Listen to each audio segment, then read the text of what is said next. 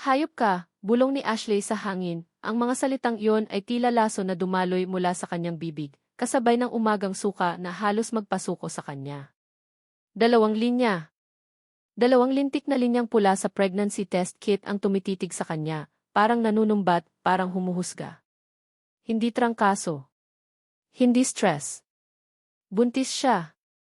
Buntis siya sa isang estranghero na parang bulalang na naglaho matapos ang isang gabing akala niya ipuno lang ng sayawan at tawanan sa ilalim ng mga kumukutitap na banderitas ng fiesta sa Cebu.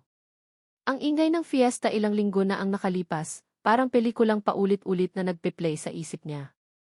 Ang tugtog ng Macarena na sinasabayan ng mga lasing na tito, ang amoy ng inihaw na baboy at mais, ang mga ilaw na iba-iba ang kulay.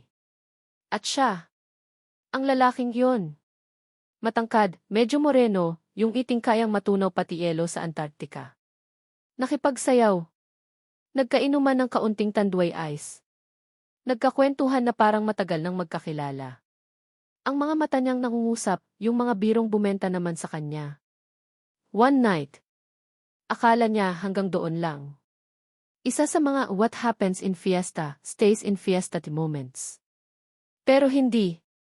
May iniwan siyang souvenir. Isang souvenir na ngayon ay unti-unting nabubuo sa sinapupunan niya. Hindi niya maalala ang pangalan. O baka hindi lang talaga niya tinanong. Sa kalasingan at sa kikilig na ewan kung saan nanggaling, nakalimutan niya ang basic. Ngayon, parang sinasampal-sampal siya ng katotohanan. 19 years old. Nursing student. May pangarap. Tapos ito. Ashley. Ano ba yang nasa banyo ka pa? Malilate ka na sa klase mo, sigaw ng nanay niya mula sa kusina. Ang boses nito, dati parang musika sa umaga, ngayon parang kulog na nagbabadya ng unos. Nanginginig ang mga kamay ni Ashley habang tinatago ang test kit sa ilalim ng mga labada. Huminga siya ng malalim. Kailangan mong maging normal, Ash. Act normal. Pero paano?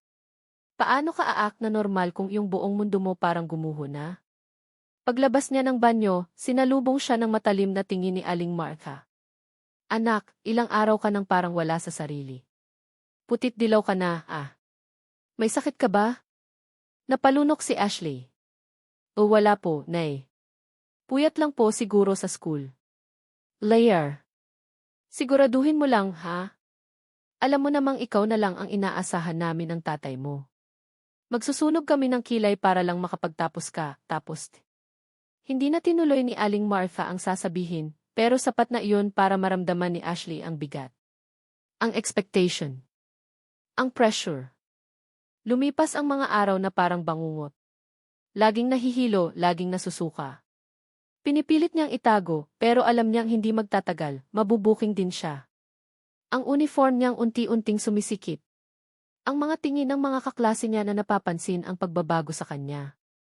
Isang hapon, habang nagdidilig ng halaman ang nanay niya, hindi na niya nakayanan. Nasuka siya sa mismong harapan nito, sa paso ng paboritong San Francisco ni Aling Martha. Doon na nagsimula ang impyerno. Ashley! Ano nang nangyayari sa'yo? Ang sigaw ni Aling Martha ay umalinggaw-ngaw sa buong kabahayan. Nang makita nito ang pregnancy test kit na aksidenteng nahulog mula sa bulsa ni Ashley, nang ito'y matumba dahil sa hilo, nanlaki ang mga mata nito. Dinampot. Tinitigan. Tapos, isang malutong na sampal ang dumapo sa pisngi ni Ashley. Walang hiya ka. Anong kahihiyan to, Ashley? Pinag-aral kita para maging nurse, hindi para maging ganito. Umiiyak na si Aling Martha, hindi sa awa, kundi sa galit at sa kahihiyan. Sino? Sino ang ama niyan, ha? Sabihin mo. Umiling lang si Ashley, humahagulgol. Paano niya sasabihing hindi niya alam? Paano niya sasabihing isang pagkakamali lang ang lahat? Nay, patawad po. Hindi ko po sinasadya. Hindi sinasadya. Ashley, yang nasa tiyan mo, hindi yan aksidente lang. Bunga yan ng kalandian mo. Anong sasabihin natin sa mga kapitbahay? Sa mga kamag-anak natin? Sinira mo ang buhay mo. Sinira mo ang pangarap namin para sa'yo. Bawat salita ng nanay niya, parang punyal na sumasaksak sa puso niya. Gusto niyang magpaliwanag, pero walang lumalabas na salita sa bibig niya. Takot. Hiya. Pagsisisi. Lahat naghahalo-halo. Ang tatay niya, tahimik lang sa isang sulok, nakayuko, hindi makatingin sa kanya. Mas masakit pa yon kesa sa mga sigaw ng nanay niya. Ang disappointment sa mga mata nito, parang tinutusok ang kaluluwa niya. Kinabukasan, dinala siya ng nanay niya sa isang maliit na klinik sa downtown Cebu. Hindi sa Obgyn na kilala ng pamilya. Sa isang lugar na hindi sila makikilala. Bawat hakbang papasok sa klinik, parang may tone-toneladang pabigat sa mga paa ni Ashley. Ang mga tingin ng ibang mga babae sa waiting area, parang nanghusga. O baka guni-guni niya lang iyon dahil sa sobrang hiya. Dito ka lang. Huwag kang aalis, malamig na utos ni Aling Martha, saka siya iniwan sa mga upuang plastik. Habang naghihintay, hindi mapigilan ni Ashley ang mga luha. Pinipigilan niya ang bawat hikbi, pero traidor ang mga ito. Isa-isang pumatak sa kandungan niya. Anong gagawin ko? Lord, please help me. Biglang may nag-abot sa kanya ng panyo. Isang puting panyo na may bordang maliit na bulaklak sa gilid. Nag-angat siya ng tingin. Isang lalaki. Medyo may edad na sa kanya, siguro mga late 20s or early 30s. Nakasuot ng simpleng polo shirt at maong. May bitbit na folder. Ang mga mata nito kalmado. Walang bahid ng panghusga. Miss, okay ka lang? Tanong nito, mahinahon ang boses. Mukhang kailangan mo to. Kinuha ni Ashley ang panyo. Salamat po. Nahihiya siya. Siguro mukha na siyang ewan sa kaiyak. Tumango lang ang lalaki at naupo sa medyo malayong upuan, binuklat ang folder na dala. Hindi na ito nagsalita pa. Pero yung simpleng gesture na iyon, parang nagbigay ng kaunting sinag sa madilim niyang mundo. May isang taong hindi siya hinusgahan kahit estranghero. Nang tawagin ang pangalan niya, nanginginig siyang tumayo. Ang doktor, isang matandang babae na may salamin, ay seryoso ang mukha. Matapos ang ilang tanong at mabilis na check-up, kinumpirma nito ang lahat. 3 months pregnant. Paglabas niya, naghihintay ang nanay niya, masama pa rin ang timpla. Walang imikan sila habang nag-aabang ng jeepney pa uwi. Ang ingay ng kalsada, ang sigawan ng mga dispatcher, ang usok ng mga sasakyan, lahat parang lalong nagpapabigat sa dibdib ni Ashley. Pagdating sa bahay, dumiretso si Ashley sa kwarto niya. Humiga siya sa kama at niyakap ang unan. Doon, sa katahimikan ng kwarto niya, binuhos niya lahat ng iyak na pinigilan niya buong araw. Ang sakit. Ang lungkot. Ang takot. Hinaplos niya ang tiyan niya. Flat pa rin. Pero alam niyang may laman na iyon. Isang buhay na nabuo dahil sa isang pagkakamali. Isang buhay na walang kasalanan. Paano ko to itataguyod mag-isa? Paano kung hindi ko kayanin? Pero sa gitna ng lahat ng agam-agam, may isang maliit na boses sa puso niya ang nagsabing, kailangan mong kayanin. Para sa kanya. Tumingin siya sa bintana. Papalubog na ang araw. Ang langit kulay kahel at rosas. Maganda. Pero parang hindi niya ma-appreciate. Napatingin siya sa panyong hawak pa rin niya. Ang panyo ng estranghero sa klinik. Simple lang, pero parang may dalang kakaibang pakiramdam. Inamoy niya ito. Amoy downy. Amoy pag-asa. Ewan. Kinagabihan, hindi siya halos nakatulog. Paulit-ulit na naglalaro sa isip niya ang mga nangyari. Ang fiesta. Ang lalaki. Ang galit ng nanay niya. Ang mga pangarap niyang tila naglaho na. Niyakap niya ang kanyang tiyan. Baby, bulong niya, kahit anong mangyari, hindi kita pababayaan. Kakayanin natin to, tayong dalawa lang. Isang butil ng luha ang pumatak mula sa mata niya, dumaloy sa kanyang pisngi at tumulo sa unan. Hindi niya alam kung ano ang naghihintay sa kanya bukas. Ang alam lang niya, simula sa gabing iyon, hindi na siya si Ashley lang. Siya na si Ashley, ang magiging ina. At kahit gaano pa kahirap, haharapin niya ang bukas. Para sa buhay na dala-dala niya. Isang gabi lang ang sumira sa mga plano niya. Pero isang buhay naman ang kapalit. At ang buhay na iyon, kailangan niyang ipaglaban. Kahit mag-isa. O iyon ang akala niya. Dahil sa pintuan ng klinik kanina, bago siya tuluyang umalis kasama ang nanay niya, muli niyang nasulyapan ang lalaking nagbigay sa kanya ng panyo. Nakatingin ito sa kanya. Hindi ngumingiti pero hindi rin nakasimangot. Isang tingin lang na parang naiintindihan siya. Impossible. Pero sa isang saglit, naramdaman ni Ashley na parang may nakakita sa tunay niyang nararamdaman sa likod ng lahat ng takot at hiya. Pagkatapos ay umiling na lang siya. Guni-guni mo lang yan, Ashley. Stress lang yan. Pero kahit anong pilit ni Ashley na iwaksi sa isip ang estrangherong iyon sa klinik, yung lalaking nag-abot ng panyo, may kung anong maliit na parte sa kanya ang umasa. Umasa na sana, may mga tao pa palang ganun sa mundo. Yung tipong kahit hindi ka kilala, handang magpakita ng konting kabutihan. Pero mabilis din niyang winawaksi ang isiping iyon. Asa ka pa, Ash. Sa panahon ngayon, one-time kindness lang yun. Baka naawa lang sa'yo kasi mukha kang basang sisiw. Lumipas ang ilang linggo. Ang tiyan ni Ashley, unti-unti nang umuumbok, hindi na maitatago pa ng maluluwag na bestida o ng oversized t-shirts na hiram niya sa pinsan. Ang morning sickness, naging all-day sickness. Ang relasyon nila ng nanay niya, parang naglalakad sa manipis na yelo, isang maling galaw lang, basag. Si Aling Martha, hindi na siya pinapagalitan ng harap-harapan, pero ramdam ni Ashley ang disappointment sa bawat buntong hininga nito, sa bawat iwas ng tingin. Ang tatay niya, laging wala, nagkukulong sa trabaho, o marahil, umiiwas lang din sa tensyon sa bahay. Nag-drop out si Ashley sa nursing. Paano naman siya mag-aaral ng maayos kung yung utak niya, laging lumilipad? Kung yung katawan niya, laging may reklamo? Ang pangarap niyang maging nurse, tila inanod na ng agos, kasama ng mga luhang hindi niya namamalayang pumapatak tuwing gabi. Isang araw, para sa niyang prenatal check-up sa public hospital, doon na lang siya dinadala ng nanay niya para makamura, habang naghihintay ng tawag, halos masuka-suka na naman siya.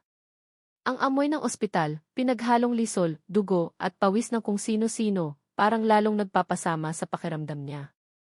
Wala siyang dalang tubig o candy. Naiwan ng nanay niya para bumili ng gamot sa labas. Mag-isa na naman siya. Miss? Napalingon si Ashley. Ang lalaking nagbigay sa kanya ng panyo. Siya nga. Nakatayo ito sa harapan niya, may dalang maliit na paper bag, ngumiti ito ng bahagya. Yung ngiting parang pamilyar, kahit isang beses pa lang naman niya itong nakita. Ikaw. Yung sa klinik, di ba, nauutal na sabi ni Ashley. Bernard, pakilala nito, inilahad ang kamay. Bernard de Leon. And yes, ako nga yung sa klinik. Inabot ni Ashley ang kamay nito. Malinis, medyo magaspang, pero mainit. Ashley. Alam ko, sagot ni Bernard, na ikinagulat ni Ashley. Narinig ko noong tinawag ka. Here, sabi nito, iniabot ang paper bag, may dala akong extra na tubig at ilang pirasong skyflakes. Baka kailangan mo. Hindi alam ni Ashley kung anong sasabihin. Paano niya nalaman? Sinusundan niya ba ako? Pero yung sincerity sa mga mata ni Bernard, parang nagpapawi ng anumang pagdududa. Tinanggap niya ang paper bag. Yes, salamat ulit, Bernard. Nakakahiya naman. Wala ayun. Mukhang mas kailangan mo ngayon kaysa noong huli tayong nagkita, sabi nito, umupo sa bakanting upuan sa tabi niya, pero may konting distansya pa rin. Regular check-up. Tumango si Ashley, uminom ng tubig. Para siyang halaman na nalanta tapos biglang nadiligan. Medyo maselan kasi tong pagbubuntis ko. Automatic na lumabas sa bibig niya. Bakit ba ang dali niyang mag-open up sa taong to? Ganyan talaga minsan sa umpisa. Mahirap pero kakayanin mo yan. May kung anong authority sa boses ni Bernard, parang alam na alam niya ang sinasabi niya. Nagkwentuhan sila habang naghihintay. Nalaman ni Ashley na volunteer social worker pala si Bernard sa ospital na iyon. Kaya pala pamilyar ang mukha nito sa mga nurse. Hindi ito nang usisa tungkol sa ama ng dinadala niya, o kung bakit parang mag-isa lang siya palagi. Nakikinig lang ito. At paminsan-minsan, nagbibigay ng payo na very practical, hindi yung mga klitsch na naririnig niya sa iba. Simula noon, naging regular na ang pagkikita nila ni Bernard. Minsan, sinasabayan siya nito sa check-up. Minsan, dinadalhan siya ng pagkain, lalo na noong mga panahong wala siyang ganang kumain ng luto sa bahay. Si Bernard ang nag-convince sa kanya na ipagpatuloy ang pag-aaral, kahit online courses muna, para hindi masayang ang oras. Tinulungan siya nitong maghanap ng mga scholarship.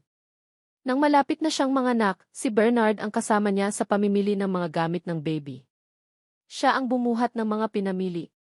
Siya ang nag-assemble ng maliit na crib na bigay ng kamag-anak ni Bernard. Ang nanay niya, medyo lumambot na ang puso, lalo na nang makita ang dedikasyon ni Bernard sa pag-aalaga kay Ashley, pero may distansya pa rin. Parang laging may tanong sa mga mata nito tuwing nakikita si Bernard. Sino ba talaga tong taong to? At bakit ganito na lang ang pagtulong niya sa anak ko? Isang gabi, mga 2 linggo bago ang due date ni Ashley, habang nag-aayos sila ng mga damit ng baby sa sala, biglang sumakit ang tiyan ni Ashley. Hindi yung usual na paninigas lang.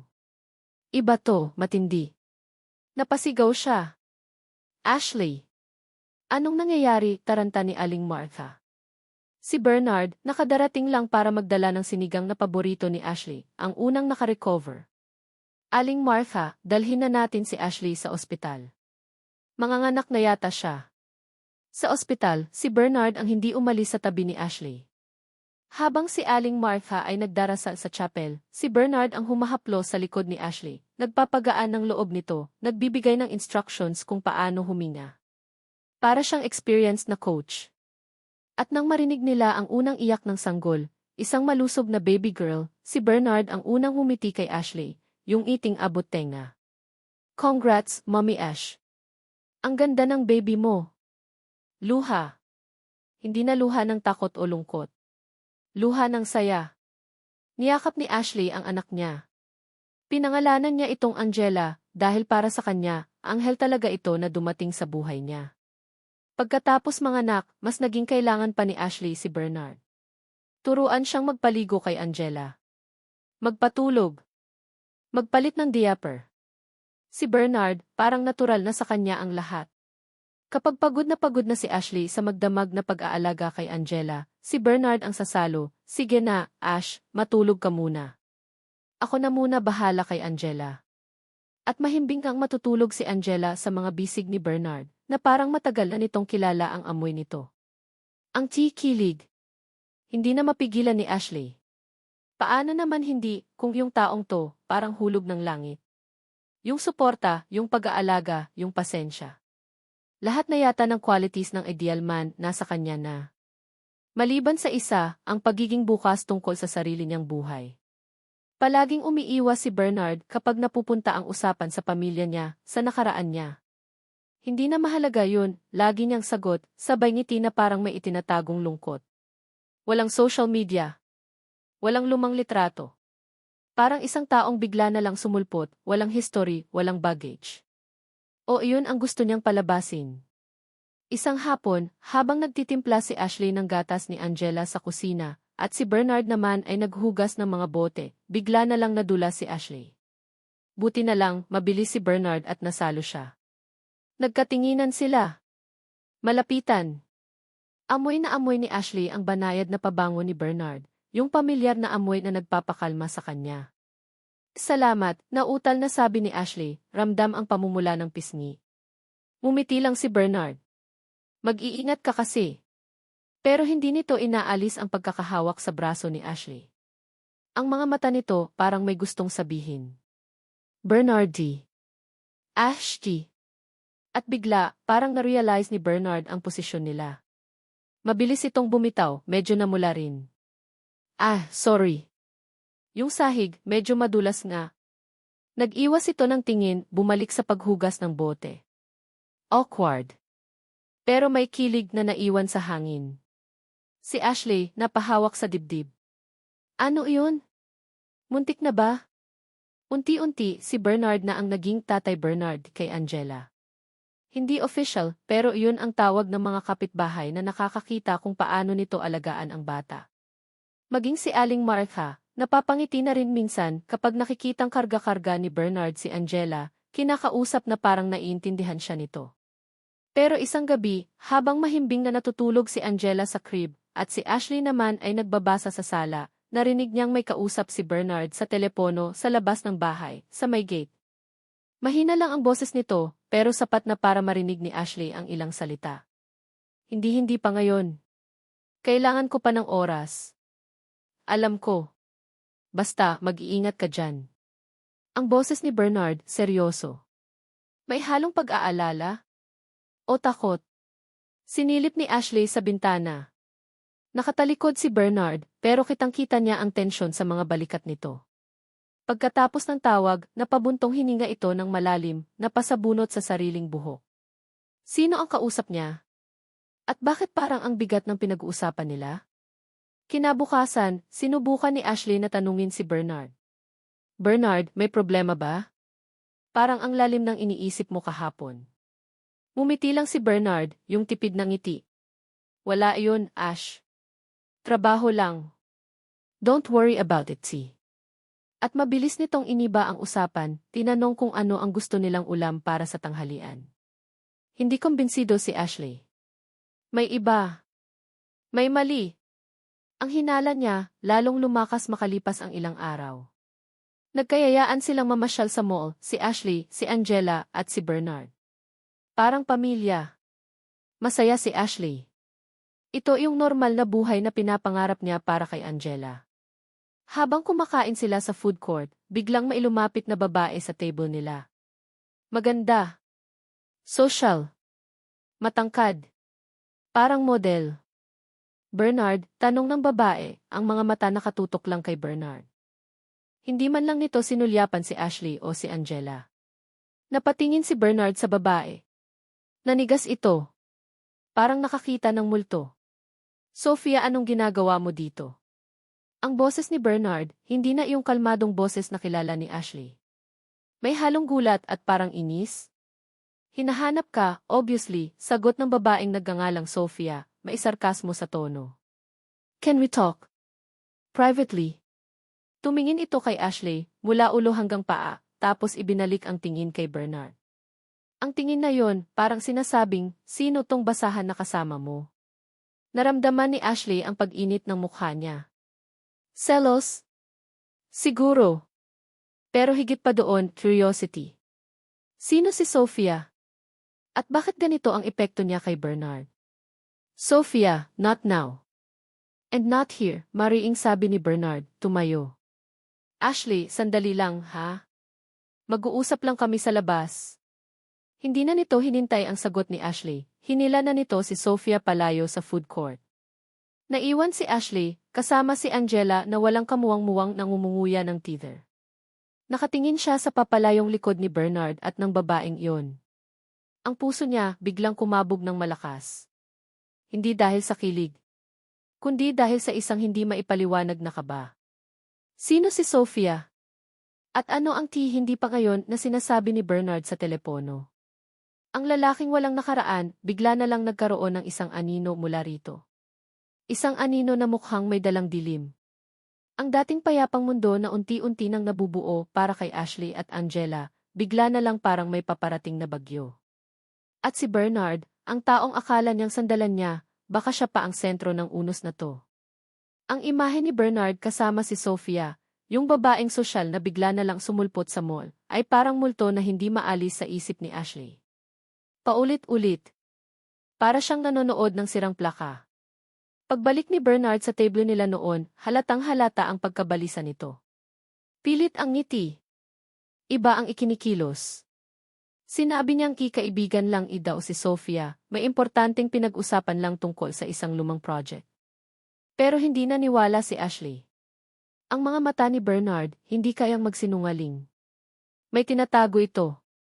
Isang malaking bagay. Mula noon, naging mas mapagmatsyag si Ashley. Bawat kilos ni Bernard, bawat tawag sa telepono na palihim nitong sinasagot, bawat pag-alis nito na hindi malinaw ang dahilan, lahat yon, parang maliliit na piraso ng puzzle na sinusubukan niyang buuin.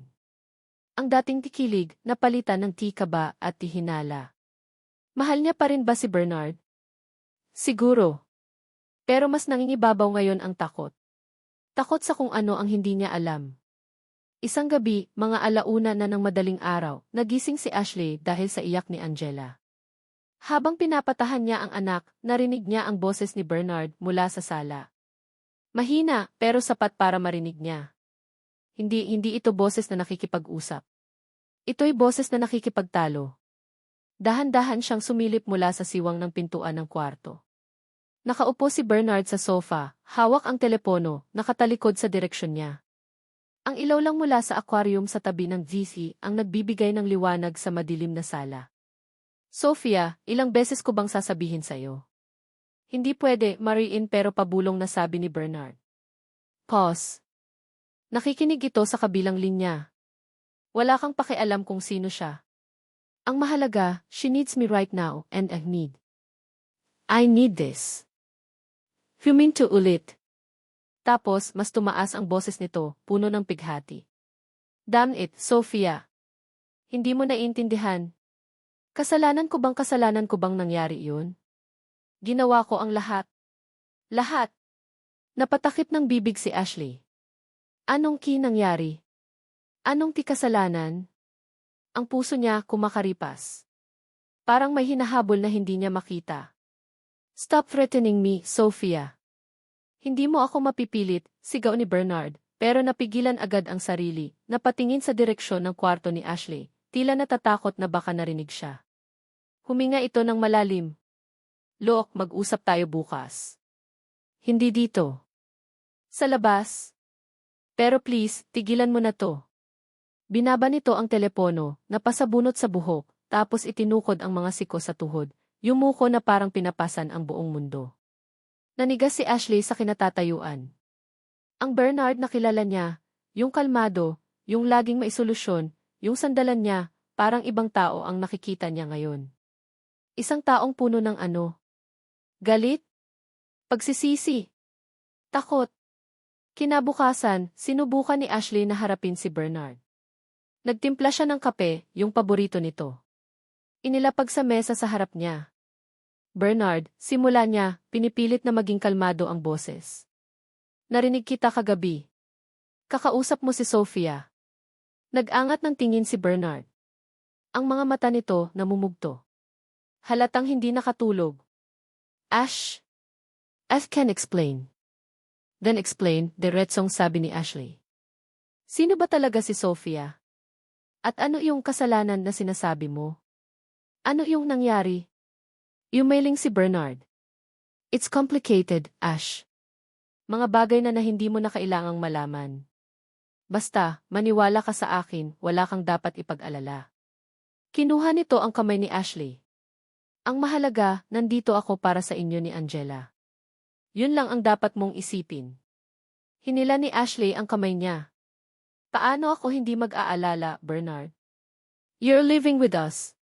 Tinutulungan mo kami. Nagiging parte ka na ng buhay namin, ng buhay ni Angela. Tapos sasabihin mo sa akin na wala akong karapatang malaman kung sino ka talaga? Kung ano yung mga demonyo na bumabagabag sa'yo. Ang boses niya nanginginig na. Mix of frustration and fear. Ashley, please tea. Pagsusumamo ni Bernard. Not now. Darating din tayo dyan.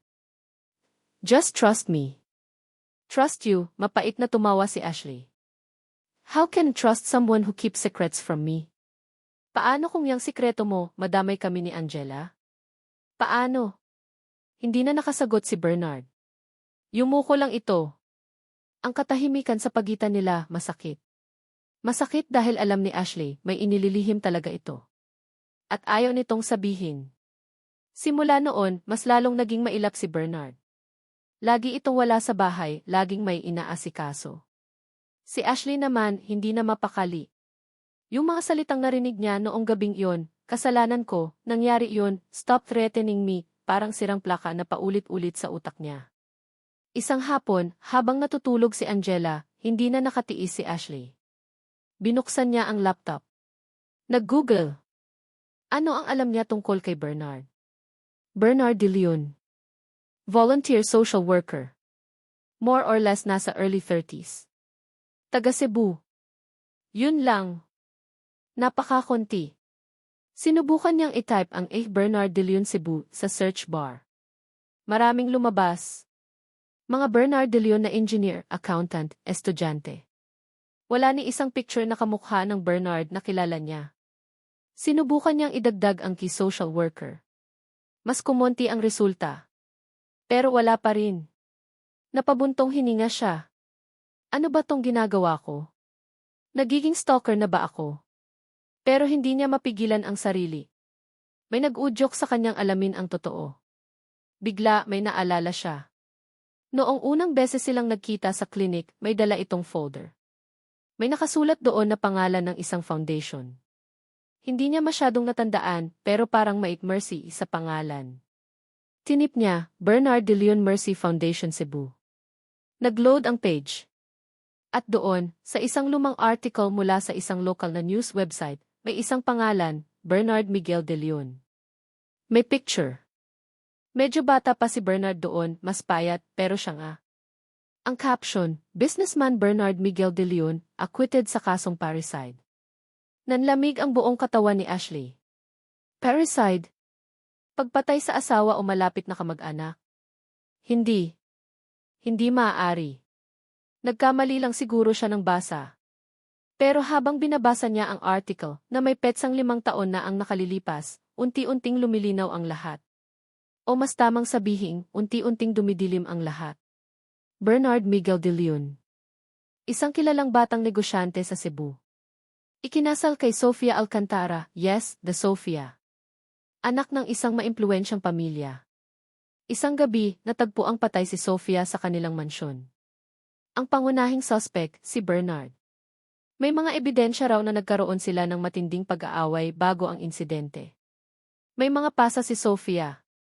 Ang murder weapon, isang mabigat na paperweight, natagpuan malapit sa lugar kung saan nakahandusay si Bernard. Walang malay, may tama rin sa ulo. Naging high profile ang kaso. Ang pamilya ni Sofia, galit na galit, gustong mabulok si Bernard sa kulungan. Pero ang depensa ni Bernard, self-defense. O mas tamang sabihin, aksidente. Nag-away daw sila ni Sofia dahil nalaman ni Bernard na may ibang lalaki ito. Nagkaroon ng komprontasyon. Si Sofia daw ang unang nanakit, may hawak na letter opener. Sa pag-aagawan nila, natulak ni Bernard si Sofia. Tumama ang ulo nito sa gilid ng isang marmol na mesa. Siya naman, tinangka raw saksakin ng lalaki ni Sofia na biglang dumating, pero nakailag siya at ang lalaki ang napukpok niya ng paperweight bago siya mawalan ng malay. Pero teka, ang article sinabing acquitted. Ibig sabihin, napawalang sala.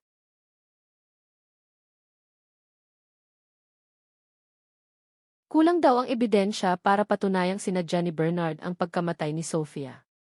May mga testimonya rin na bayolente talaga si Sofia kapag nagagalit. At yung lalaki ni Sofia, tumakas at hindi na natagpuan. So, technically, malinis si Bernard sa mata ng batas. Pero sa mata ng publiko, sa mata ng pamilya ni Sofia, napahawak si Ashley sa dibdib niya. Ang hangin parang biglang nawala sa kwarto. Si Bernard. Ang Bernard na nag-alaga sa kanya, na nagmahal kay Angela na